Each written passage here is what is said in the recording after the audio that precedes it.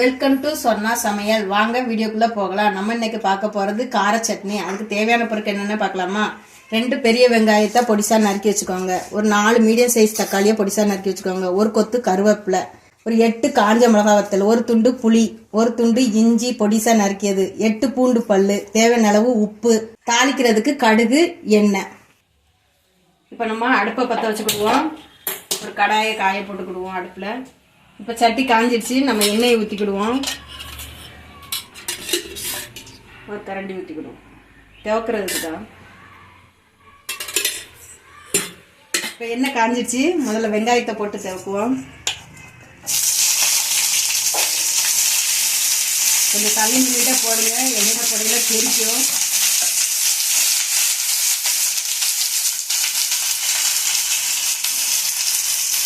இது ரொம்ப திறக்கணும்னு அவசியம் இல்லை, லைட்டாக திறக்கினா போதும்.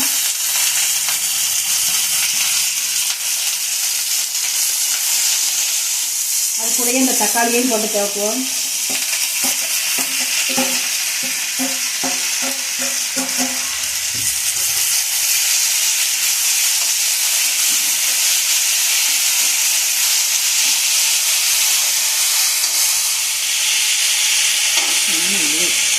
காஞ்ச மிளகாத்தூளை போட்டுக்கிடுவோம். அது கூட ஒரு துண்டு புளி, 5-6 பல்லு பூண்டு, ஒரு துண்டு இஞ்சி பொடிசா நறுக்கியது எல்லாத்தையும் போட்டு அது கூடயே துவக்குவோம். இது கார சட்னிங்கிறதுனால நான் கொஞ்சம் காரமாகவே போடுங்க. மிளகாத்தூளை கூட 2 நாளும் போட்டுக்கோங்க உங்களுக்கு தேவைக்கு. கொஞ்சம் உப்பு போட்டால் சீக்கிரம் கொஞ்சம் வதங்கும். அது கூட கொஞ்சம் உப்பு போட்டுக்கோங்க. கருவேப்பிலை போட்டுக்கோங்க.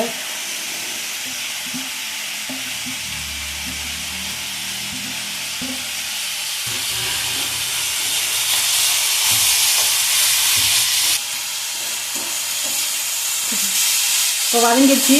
நம்ம அடுப்பை ஆஃப் பண்ணிடுவோம். அடுத்து மிக்சியில் போட்டு அரைச்சிட்டு வந்துக்கிடுவோம்.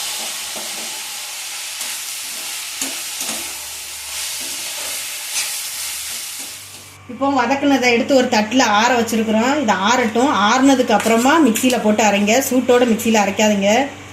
ஆறட்டும் 5 நிமிஷம். ஆறுனதுக்கப்புறம் அரைச்சிட்டு வருவோம். இப்போ நம்ம வதக்கி வச்சது ஆற வச்சுருந்தோம்ல, அது ஆறிடுச்சு. இப்போ எடுத்து மிக்சியில் போட்டு அரைச்சிட்டு வருவோம் சட்னி.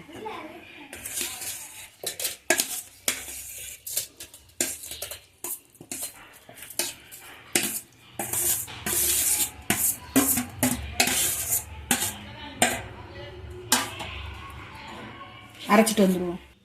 இப்போ நம்ம அரைச்சிட்டு வந்துட்டோம். அடுத்து இப்போ அடுப்பை பற்ற வச்சு ஒரு கடாயை காய வைப்போம். சட்டி காயட்டும். இப்போ சட்டி காஞ்சிடுச்சு. நம்ம எண்ணெய் ஊற்றிக்கிடுவோம். ஒரு கரண்டி எண்ணெய். எந்த எண்ணெயும், சன்ஃப்ளவரோ நல்லெண்ணெயோ தேங்காய் எண்ணெயோ எந்த எண்ணெயோ அது ஊற்றிக்கோங்க. எண்ணெய் காஞ்சிடுச்சு. 2 டீஸ்பூன் கடுகு போட்டுக்குவோம்.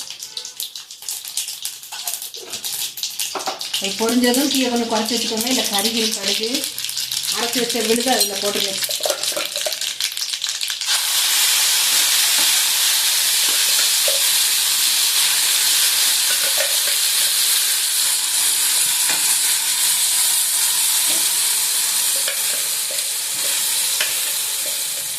கழுவுன அந்த ஜாரை கழுவுன தண்ணி அது கூட ஊற்றிக்கோங்க. போதும், ரொம்ப தண்ணி வேண்டாம் அதுக்கு.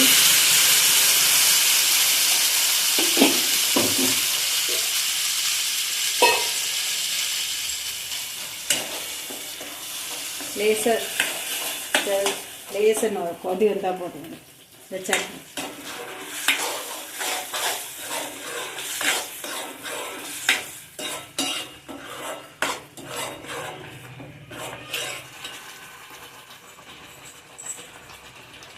இப்போ கொதிக்குது. அடுப்பை ஆஃப் பண்ணிடுவோம். கார சட்னி ரெடி.